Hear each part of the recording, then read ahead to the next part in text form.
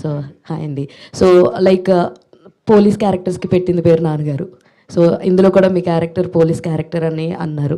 So ఈ cinema మీద మీరు ఎంత కాన్ఫిడెంట్గా ఉన్నారంటే what you will say in one line? 100% ఒక మంచి ఎక్స్పీరియన్స్ అయితే ఇస్తుందండి. అండ్ యా ఇందాక మీరు చెప్పినట్టు, ఇందాక అందరూ అన్నట్టు అనుకున్నట్టు తను మంచి స్క్రీన్ ప్లే.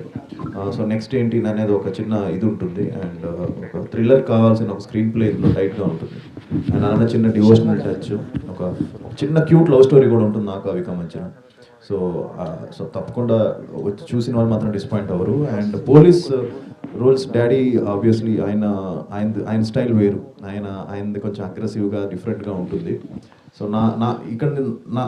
నాది వచ్చి డిఫరెంట్ స్టైల్లో ఉంటుంది. సో నేను ఎప్పుడు డాడీని ఇమిటేట్ చేయాలనుకోలేదు. అంటే ఎందుకో తెలీదు, ఈ మధ్య వరుసగా 2-3 సినిమాలు మళ్ళీ పోలీస్ క్యారెక్టర్స్ నాకు వచ్చాయి.